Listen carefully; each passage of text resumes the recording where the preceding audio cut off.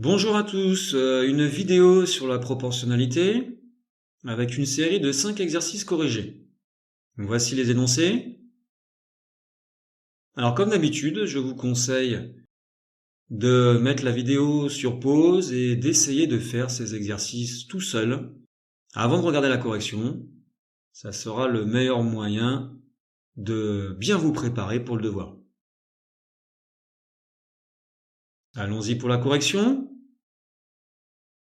Petit rappel, dans la description de la vidéo, vous avez des liens pour accéder directement à la correction d'un exercice en particulier. On commence avec le premier exercice. Complétez le tableau de proportionnalité suivant. Alors, pour passer de 18 à 9, on fait diviser par 2. On va faire pareil avec 4 divisé par 2 et on obtient 2 pour cette case-là. Pour l'autre case, on va utiliser le produit en croix. 2 fois 13,5 divisé par 9 et on trouve 3.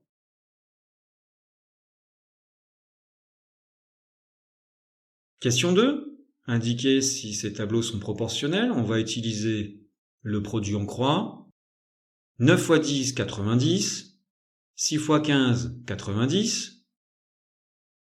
On continue. 15 fois 3, 45. 10 fois 4,5, 45 également. Les produits en croix sont égaux. Donc le tableau est proportionnel. Tableau B. 5 fois 12, 60. 3 fois 20, 60. Très bien. On continue. 20 fois 0,25, 5. 12 fois 0,5, 6. Ah, là, les produits en croix ne sont pas égaux. Le tableau n'est pas proportionnel. Exercice 2. Avec 25 €, on achète 10 kg de fraises. Quel est le prix de 4 kg de fraises? Alors un petit schéma. 25 €, 10 kg. Combien d'euros pour 4 kg? Alors pour ça, on fait produit en croix. 4 fois 25 divisé par 10. Et on trouve 10 €. 10 €, c'est le prix de 4 kg. On continue, petit 2, avec 12 €. Combien de kilos de fraises peut-on acheter? Alors, 25 € nous donne 10 kg.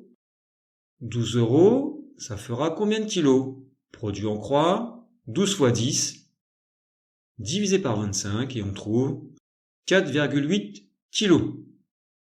On pourra acheter donc 4,8 kg de fraises avec 12 €.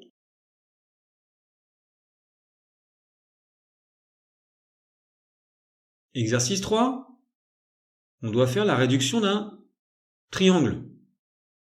Alors, ce triangle,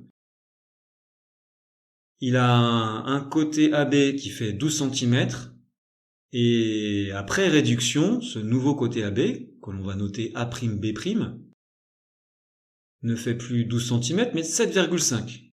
Donc on a bien une réduction. Alors de combien a-t-on réduit? Alors pour ça, on fait une division. 12 divisé par 7,5, ça nous donne 1,6. Donc, le nouveau triangle est 1,6 fois plus petit. On a donc une division par 1,6. Alors, comme on doit construire ce nouveau triangle, on va devoir calculer les nouvelles longueurs de tous les côtés. Deuxième côté, prenons BC qui faisait 5 cm. Alors après réduction, donc on va faire 5 divisé par 1,6, ce qui nous donne, après réduction, un côté B'C' environ égal à 3,1 cm. Troisième côté, AC égale 8,5.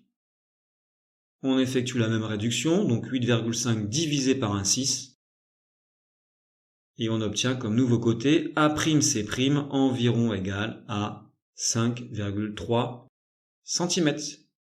Voilà les longueurs des trois côtés du nouveau triangle.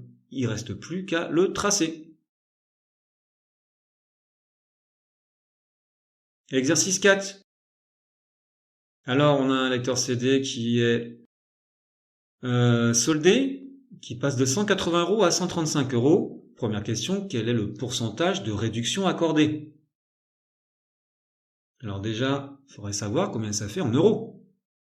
Qu'est-ce qu'on a comme réduction en euros? Eh ben, on passe de 180 € à 135.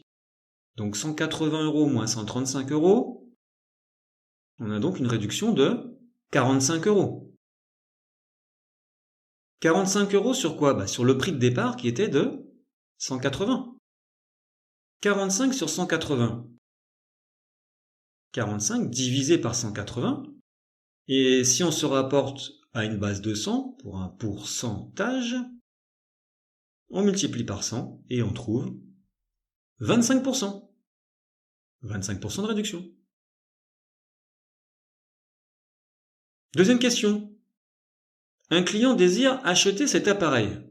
Il possède une carte de fidélité du magasin qui lui permet de bénéficier en plus du solde qu'on a vu tout à l'heure, d'une remise de 5% à la caisse. Combien est-ce qu'il va payer ce lecteur? Alors on a vu que le lecteur CD coûte 135 € une fois qu'il a été soldé. Et ce client a encore une réduction de 5%. Donc on enlève 5%, 5%, donc on enlève une portion du prix qui était de 135. Si on enlève 5%, il reste 95%.